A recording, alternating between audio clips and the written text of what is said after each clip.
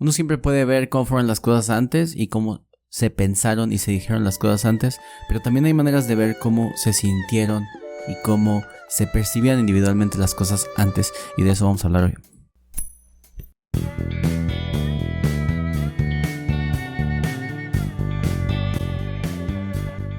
Hoy vamos a hablar de una de mis pinturas favoritas, una pintura en la que he pensado mucho últimamente, pero también sobre cosas de la realidad humana y de las crisis humanitarias que existen, pero muy levemente. Vamos a enfocarnos, vamos a hacer este expreso como algo donde podamos sentir un poco el arte.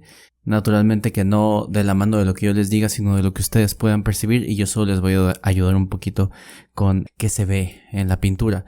Pero antes de eso quiero hacer una pequeña acotación y una pequeña reflexión inicial, muy pequeñita, se los prometo. Y es que últimamente he estado viendo cómo se trabaja el arte desde la historia del arte, y de las disciplinas en las que he trabajado ya bastantes que ni me acuerdo. La historia del arte es un lugar donde estoy muy, muy a gusto y no quiero como tirar piedras a donde no va, porque a diferencia de lo que he hecho en filosofía y en clásicas, hasta el momento no tengo mucho o ni siquiera poco que decirle a esta disciplina. Estar haciendo historia del arte ahora es bastante fructífero para mí. Solo que pienso que a veces se nos olvida disfrutar el arte y ver lo que es esencial y verdaderamente útil y además propio del arte por consumirnos a nosotros como historiadores del arte o los que nos estamos preparando para hacerlo. Entonces, un señalamiento que quiero hacer es que estos videos que hago no los hago con la intención de decirles qué ver en el arte, ni cómo es que debe analizarse un cuadro o una obra en general, sino poder tratar de llevar un poquito estas imágenes que los que las podemos estudiar tenemos una especie de privilegio al poder hacerlo. Y en especial porque esta pintura evoca un montón de cosas de desigualdad de oportunidades en la realidad, y quienes hemos visto como los más bajos fondos de la sociedad y nos toca movernos entre ellos y tal, sabemos lo que representa una pintura como la que vamos a ver ahora. En especial también lo digo porque yo no crecí con una especie de educación en arte. Yo nunca fui a clases de arte como muchas personas. Yo nunca tuve acceso a los museos. Mi primer museo lo vi ya adulto. No tuve como ese acercamiento que tienen desde las infancias al arte, ¿no? Y mis compañeros, por ejemplo, ahora sé que desde pequeños o tienen una formación de tal tipo, amigos tienen formación tal, y me gustaría como que estos videos fueran un poco, o los que he hecho a través de la historia del pensamiento, es como acercar el pensamiento y la historia y el arte de una manera más digerible para que todo el mundo tenga acceso a esto en estos nuevos medios, y solo nos cuesta estar de pronto un ratito en frente de la pantalla, ¿no? Entonces quería empezar con eso, sobre todo porque la pintura que vamos a ver enseguida es muy, muy densa. La pintura de la que vamos a hablar ahora es de Jean-François Millet, y es una pintura que la ponemos en este orden del realismo. Es una pintura de 1857 que muestra una parte de la sociedad francesa que tenía poco acceso como a la labor, pero que pertenecía a una masa de trabajadores, ¿no? Que se dedicaban al campo. Y un poco la labor de esta pintura fue mostrar esta parte que la gente más poderosa de Francia no quería ver. Y ya sabemos que es algo que se hace socialmente. Sabemos que la gente hace todo lo posible por no ver al desvalido. Es que pareciera que si lo escondemos, pareciera que si lo ponemos debajo de los puentes simplemente en las bancas de los parques por la noche, ahí es donde no nos incomoda verlo, y lo vemos y y sentimos como esta necesidad de esconderlo, porque pareciera que escondiéndolo deja de existir. Así es nuestra lógica. Bueno, me incluyo porque eso hay que hacer. Pero me refiero a la lógica de la gente con poder que cree que esconder al pobre hace que la pobreza se acabe. Es un poco la lógica opuesta de la que siempre critico de la izquierda, que piensa que porque quitas la violencia de las películas va a dejar de existir en la realidad.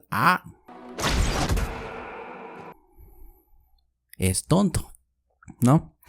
Y en ese sentido, algo que es importante entender antes de pasar de ahí en la pintura es que esta obra causó polémica porque la gente rica de Francia dijo: ¿por qué está esto en el salón? Sí, está feo.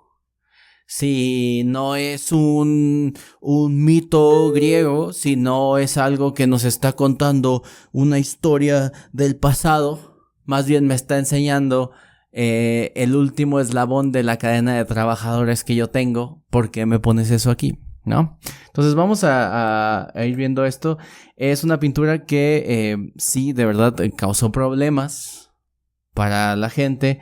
Y la razón es por qué es lo que está mostrando. Esta pintura que ya están viendo en pantalla y que voy a tratar de exponer un poco. Primero quiero que la estén viendo mientras les platico un poco de qué va.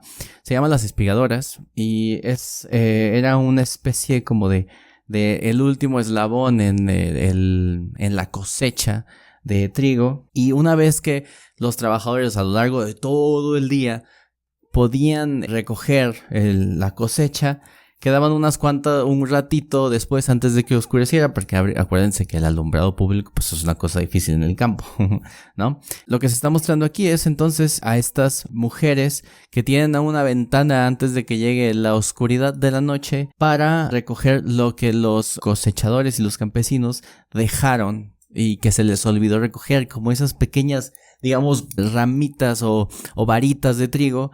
Y lo que ustedes pueden ver en pantalla es a ellas recogiéndolas, ¿no? Es una composición de 3 personas en primer plano que están puestas de manera escalonada, como lo pueden ver acá. Y es importante que vean que lo que está planteando un poco en esta posición es la curvatura de sus espaldas, es decir, cómo es que están dobladas recogiendo el trigo. Ahora, tienen que saber, ustedes lo saben, todos lo sabemos, y si ustedes tienen más de 28, saben que esa posición no es favorable para el cuerpo. Saben que esa posición no es para nada favorable para el cuerpo. Y cuando se agachan así y tienen ya unos añitos más, como lloviznando, se van a dar cuenta que levantarse de esa posición es una tarea ardua. Ardua. No es cualquier cosa, gente, ¿vale?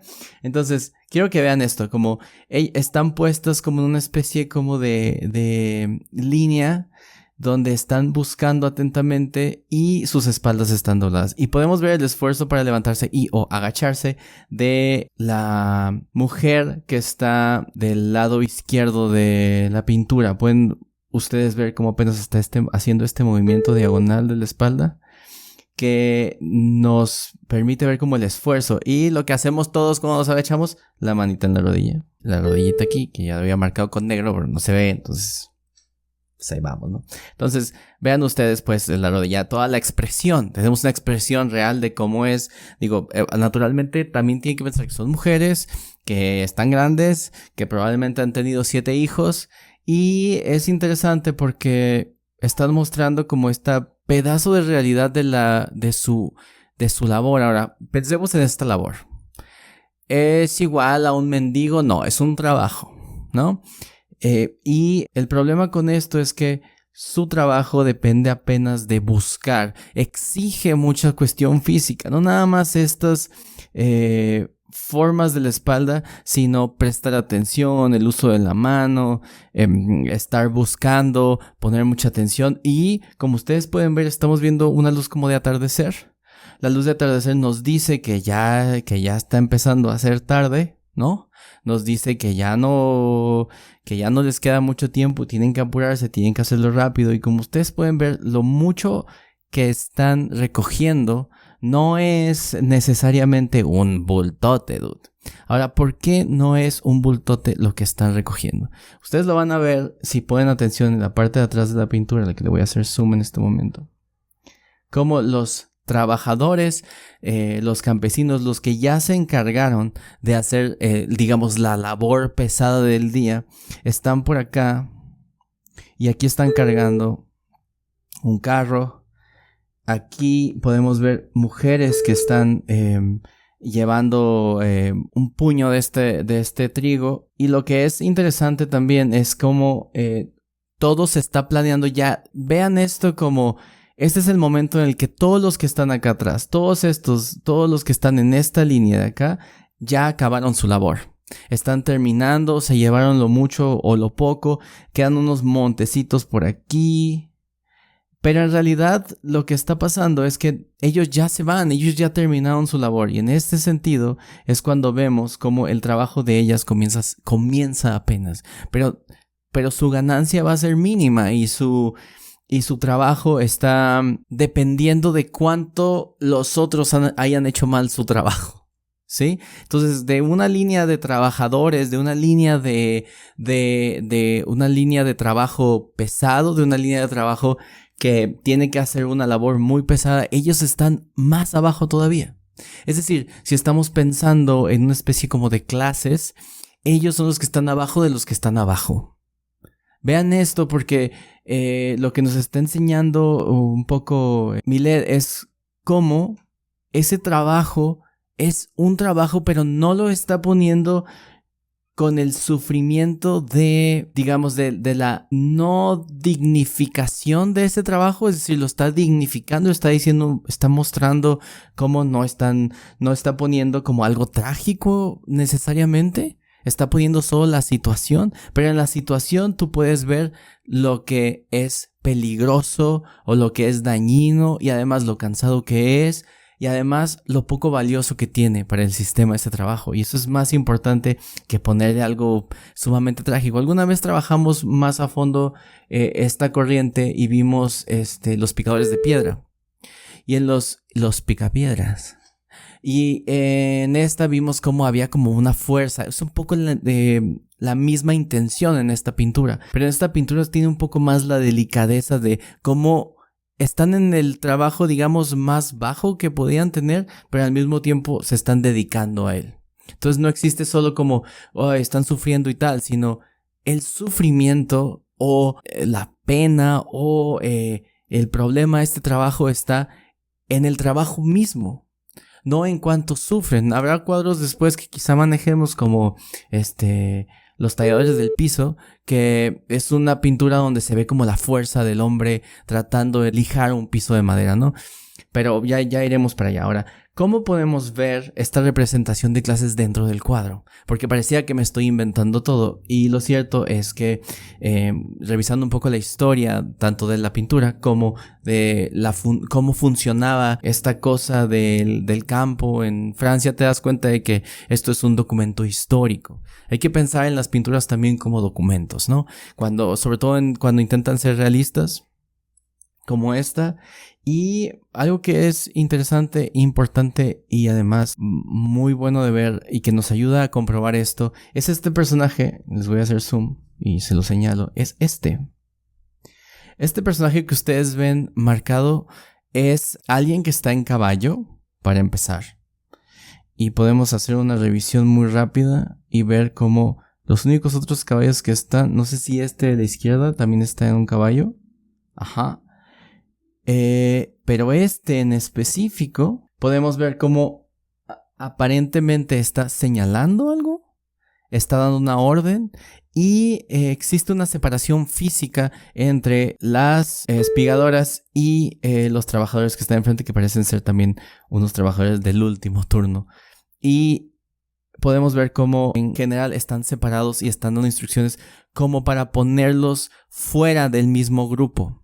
Y es algo que es muy evidente y que no creo que el artista lo haya hecho accidentalmente, en el sentido de que hay que plantear quién tiene el poder en una de estas casas de trabajo, ¿no? ¿Quién tiene el poder en el campo? ¿Quién es el que mantiene el estatus que se propone, que propone el sistema, pues? Entonces, vamos a concentrarnos un poquito más en las espigadoras. Son 3, ya saben, esto de la espalda que está un poco como sugiriendo no es una exageración de movimiento, en realidad es súper natural la física de los cuerpos. Podemos ver cómo dobla la rodilla un poco para agacharse, la aspiradora del medio. Esta misma curva o este movimiento de rodilla lo podemos ver aquí en la primera, y el círculo que está aquí. Entonces vean cómo son movimientos naturales, cómo ponemos una mano abajo. La técnica de la tercera es mucho más eficiente porque pone la mano en la espalda. Y lo que yo siento un poco a partir específicamente de esta de acá, por su posición, por el movimiento de la mano, que por cierto, la mano, si ustedes pueden ver, aquí está una vara de trigo y ella está tomándola, y la precisión de la mano con la sombra interna para dar toda la formalidad de que está tomando algo, eso es como una destreza impresionante, sobre todo porque no busca ser muy complejo. El realismo es realismo, y ya lo había dicho en algún otro video, el realismo es realismo porque presenta la realidad, no porque se ve como la realidad. Y eso es súper importante en el realismo, porque lo que ustedes ven en Instagram, que es hacer un dibujo de una foto, eso es hiperrealismo y no tiene nada que ver con ese realismo, porque cuando sabemos que nos están tomando una foto, sabemos qué cara poner, y entonces no tiene chiste que le digamos a alguien que dibuja: dibújame esta foto, porque esa no eres tú. ¿Ok? ¿Ok? ¿Para qué? ¿Para qué te dibujo igualita a la foto? Mejor puedo usar la foto como referencia, pero ponerte como en realidad eres, ¿no? Piénsalo. Esta imagen, nada más una reflexión sobre esta posición antes de que me desviara con la mano, es: ¿qué es lo que hacemos en esta posición? ¿O qué es lo que se hace culturalmente en esta posición? Esto es algo que hay que pensar. Cuando Alejandro Magno empieza a conquistar Persia y todos estos países orientales, lo adoptan como rey porque ellos son así, esa es su cultura, y si alguien venció a su rey, pues ellos o le siguen el juego o sí lo toman como rey y tal. Y había un problema porque empezó como a agarrar costumbres persas, la neta. Hubo un tiempo de Alejandro Magno que se sentía iraní. Y entonces sus etairo y sus allegados le decían, güey, como que te estás poniendo como rey persa. Y pues tú eres un rey griego, güey. Y lo que pasa es que les molestaba un poco que llegara el rey y ellos tuvieran que hacer la proskinesis, me parece que se llama, que era esta cosa de que entrar y bajar la cabeza y hacer como esta cosa que todavía se hace, ¿no? En un tiempo se hacía con el sombrero. Y la onda con este saludo es porque en Persia se respetaba un poco, no necesariamente, no está escrito como tal, puede ser una exageración de los griegos, pero un rey era un poco similar a una divinidad, ¿no?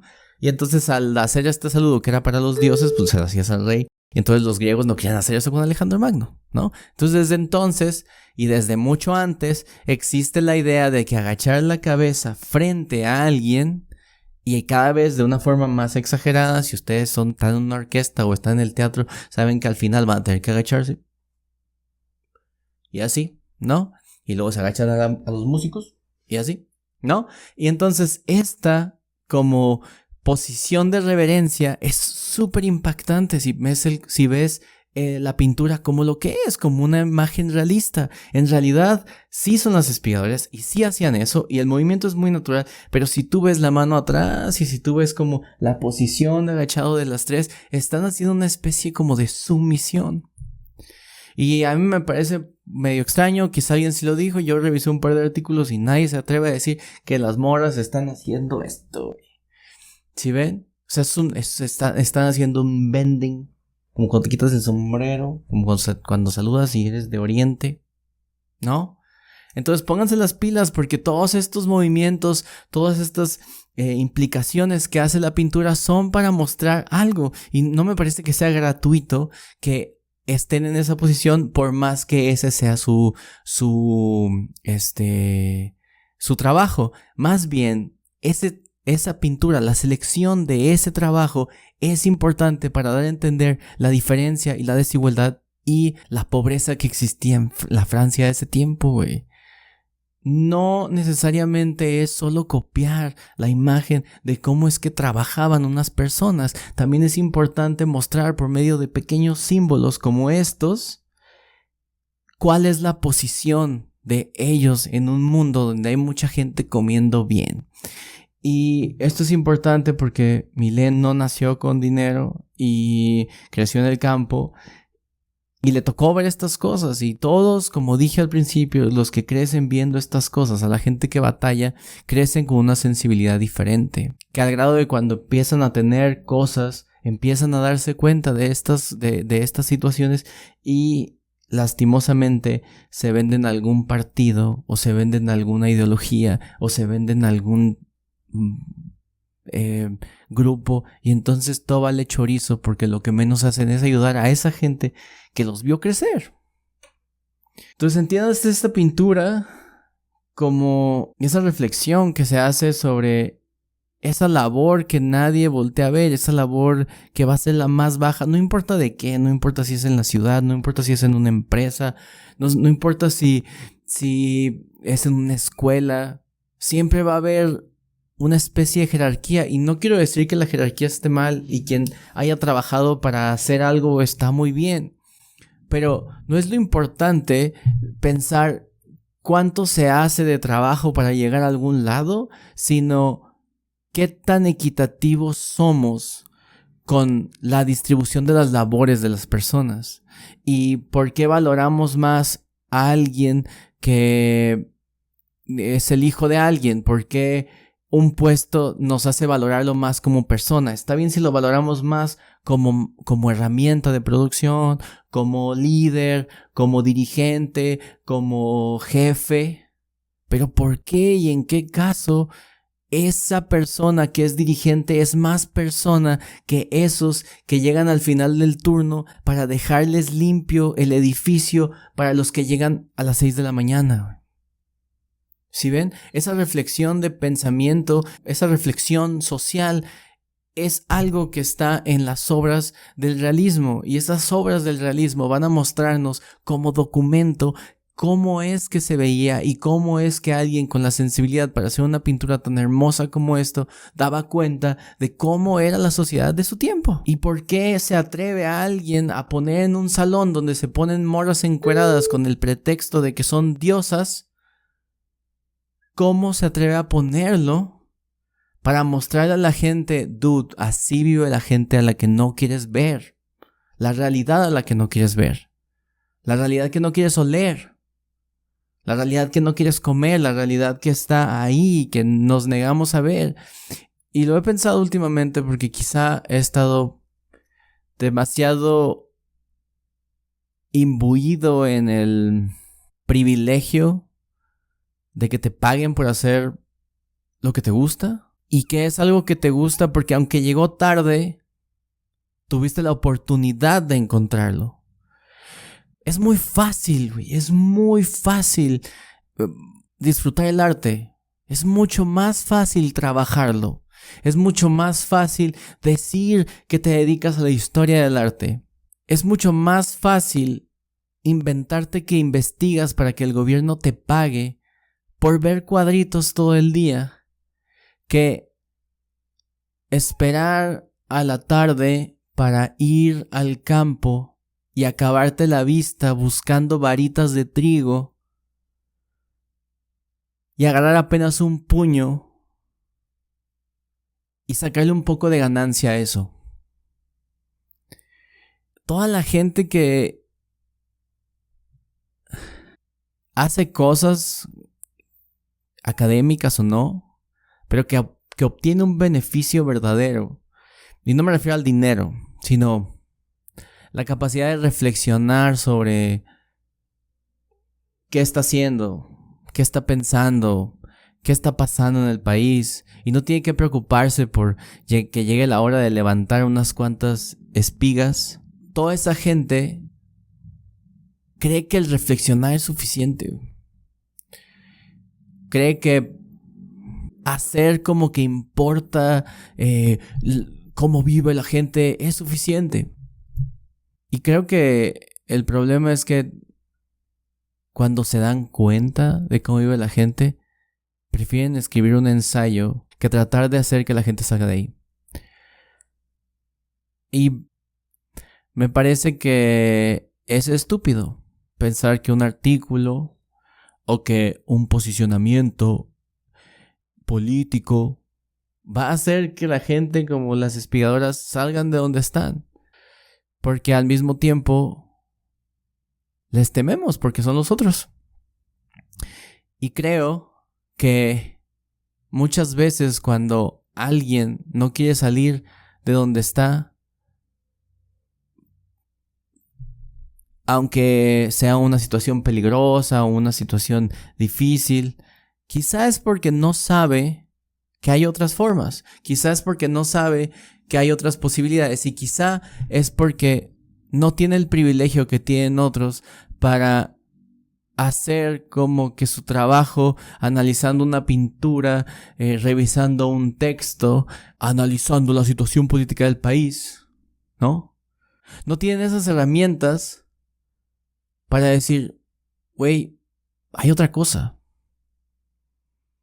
Por eso al menos lo que podemos hacer es, si estamos aprovechando estas posibilidades, es tomarlas y entregárselas a alguien más. No se trata de ir a comprar 30 hamburguesas al McDonald's para entregarlas en la calle. Se trata de hacer consciente de las realidades a otras personas por medio del conocimiento. Y nosotros, los que nos dedicamos a cosas del conocimiento, es nuestra labor pasar información como esta, por más inútil que sea, pero sirve al menos para que alguien que por accidente se tope con un video sepa que el arte tiene una función. Y no es una cosa para gente blanca, solamente que está ahí viendo los museos y haciéndose el interesante. El arte, si se ve como un accesorio, es lo menos interesante del mundo. El arte, si lo vemos útil, si lo vemos representativo y si lo vemos como algo importante, en realidad el arte se vuelve útil. Ahora, ¿tiene una utilidad práctica? No. ¿Tiene una utilidad de producción? No. Pero tiene al menos la capacidad de hacernos reflexionar como intentamos ahora en esta pintura. Porque si me voy a dedicar a ver pinturitas y hacer como que escribo un ensayo al respecto, no tiene sentido nada de lo que estoy ganando o haciendo. Porque mi nombre es lo menos importante. El conocimiento que adquiera y lo pueda poner ahí, aunque lo vean 2 o 3 personas, como siempre es, eso es lo más importante que me da estas cosas. Por eso es que estos videos son importantes para mí y son mucho más importantes que el título que me pueda dar mi estudio y los beneficios que me pueda dar mi investigación. Dicho eso, como una especie de manifiesto de por qué hago estos videos, en lugar de andar buscando casarse con una ideología, cásense con la idea de traspasar lo que saben. Y así alguien va a hacer algo mejor de lo que ustedes hacen con ese conocimiento, ¿no? Salud.